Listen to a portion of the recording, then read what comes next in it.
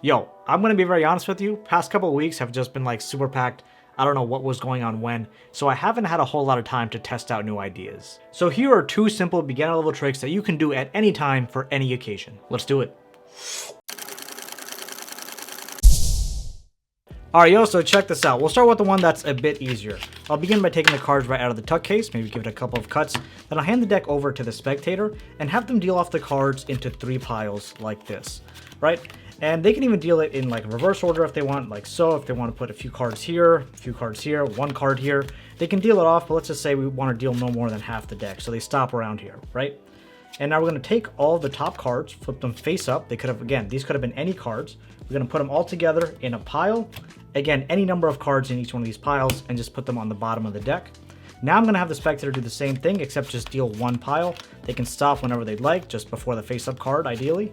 Say they stop right around here. We'll turn this card face up, put that on the bottom as well. Now everything's as random as possible. Any number of cards could have been dealt. They could have been dealt in any order, but this is the order we ended up with. Now let me do this. I'm going to go through and take the face-up card along with the card that's directly in front of it. Put that on the corner here. Put the rest of the cards down. Do the same thing for each one of the 4 cards. That's card number 2. That's card number 3. And that's card number 4. Check this out. All of the face-up cards, we associated 1 card right in front of them. If we take a look, all of those cards happen to be aces, but it gets even better. If we flip over all these piles, we have the 1, 2, 3, and 4 kings. Boom. This is not the king. So let's get this started. This first trick was actually shown to me by one of my TikTok friends, and it took me a second to figure out how exactly it was done, but once I figured it out, everything just clicked. So let me share this with you. It does require a bit of a setup, but it's nothing too insane. So first thing I'm gonna do is grab the 4 aces and the 4 kings. This may take me a second. Let me just fast forward through this. All right, now that we have all these cards, we're gonna take the 3 kings, or sorry, we're gonna take the 4 kings and 4 aces, separate them. Take 3 of the 4 kings, put them right on top of the deck. Take 3 of the 4 aces, put them on top as well. Flip the deck so that it's face up. Take 1 king, put it right on top, and then take 1 ace and put it right on top as well. Well, technically that's the bottom, but I think you get my point. From here, when I begin this trick, I like to do a false cut or a false shuffle. Since we're going to keep this to a beginner level, here's a very simple false cut that literally anyone can do. What you're going to do is hold the deck in a biddle grip, so thumb goes on bottom, middle finger, ring finger are up top here. And I do a swing cut, so I cut off about half of these cards. I pull half these cards up with my index finger like this. I do a what's called revolution cut? No, what is this cut called? I think it's called a swindle cut. What's gonna happen is your index finger is gonna come to the bottom here. It's gonna pick up this packet and rotate it around like this, so it comes into the palm of your hand. You're gonna take this packet, put it on the table, and put that on the table as well. So up to speed, it would look like this, but actuality, the cards remain in the exact same order. So one more time, looks something like this. I love doing it. I used to do it all the time. It's a great move, not too difficult to do. So we have the deck set up. We start the trick by giving the deck a false cut. And now we can kind of hand it off to the spectator, tell them to deal off the cards into 3 piles. When they first start dealing, they're gonna deal off the cards like this, just 3 piles. Once they get through 2 cards in each pile, now you could tell them they can deal off in any order they want. So they can deal off to pile number 1 first, then 3, then 1 2 times, then 2, then 3 3 times. Whatever they want to do. If they want to reverse the order of the cards, then deal. Because this really makes it seem like it's a completely random chance of whatever's going to happen next. They have complete control of what's going on.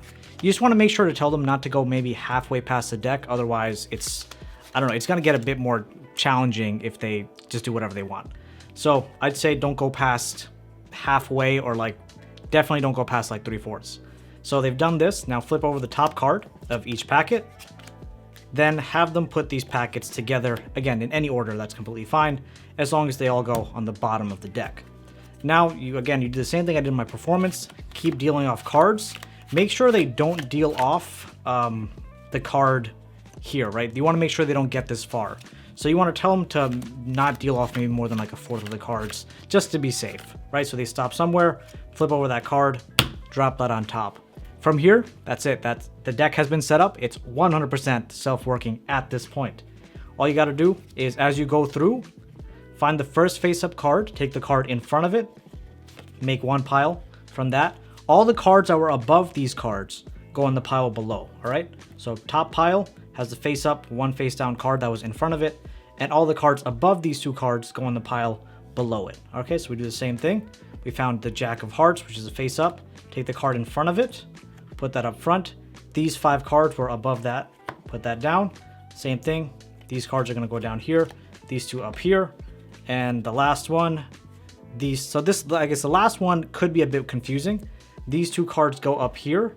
The top pile now goes on the bottom, all right? What's one thing to keep in mind, this top pile here has a king on the bottom.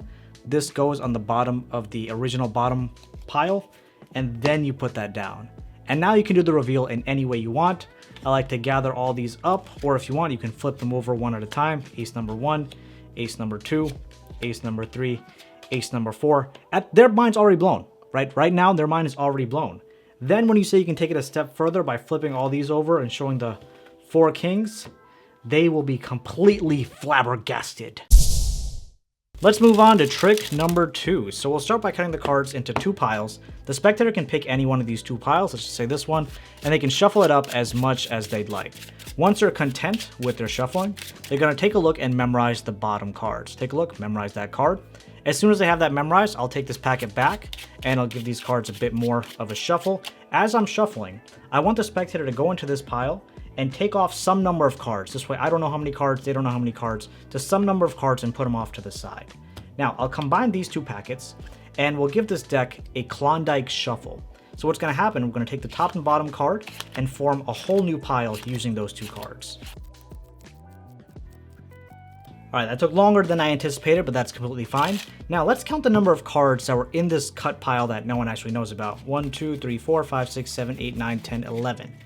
Wouldn't it be cool if we counted off 1, 2, 3, 4, 5, 6, 7, 8, 9, 10, and the 11th card was your selected 7 of hearts. Boom. All right, welcome to tutorial number 2. Full disclosure, I learned this from MissMag822, so I'm going to put the link to his channel in the description. You guys should definitely go check him out if you haven't, because if you haven't, that's the biggest mistake of your life. All right, so do that. All right, so for this one, you actually need a deck of 52 cards. If you don't have 52 cards, this is not going to work. So what's going to happen is, first thing, you take the cards out of the tuck case, and at this point, it's going to depend on your skill level. If you have the ability to cut the deck exactly in half, as in 26 cards, then you're good to go. If not, here's what you can do to prep beforehand. Take one of the cards, and you're going to make a small crimp in the card. So come to the corner of one of the cards, just squeeze this index finger, point up, thumb goes down. So you're going to make the small crimp in the card. Hopefully you can see that on camera. I have no idea if you can, but you can make that crimp in the card. From this point, count off 25 cards. 1, 2, 3, 4, 5, 6, 7, 8, 9, 10, 11, 12, 13, 14, 15, 16, 17, 18, 19, 20, 21, 22, 23, 24, 25. And take this card, put it right over here. So you have that crimped card there, and you can put it right on top of the other cards.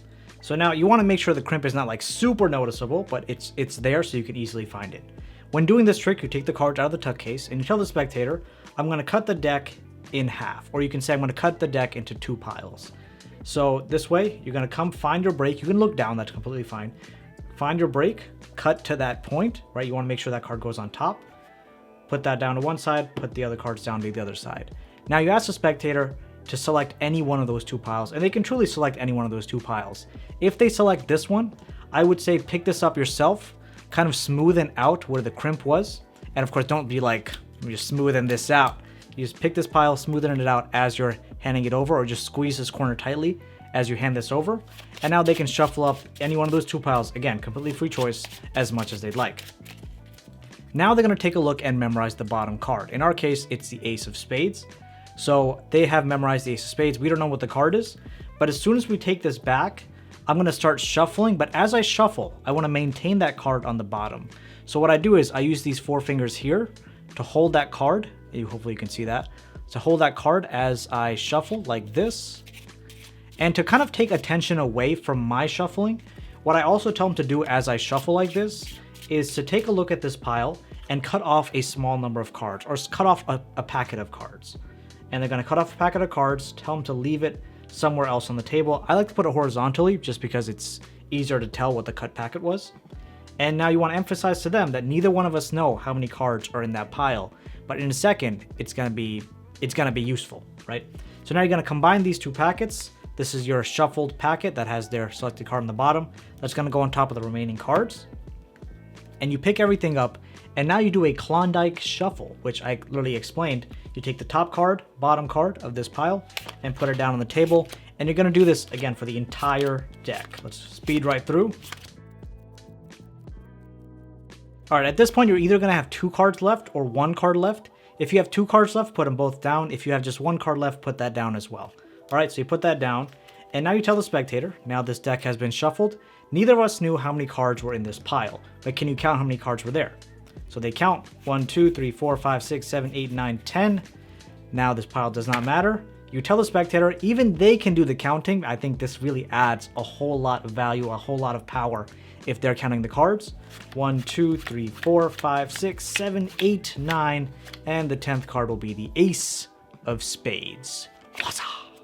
That's it, my peeps. If you want to check out some of my favorite card tricks that you can learn immediately, click on this video right over here. You will literally blow minds. If not literally, at least figuratively.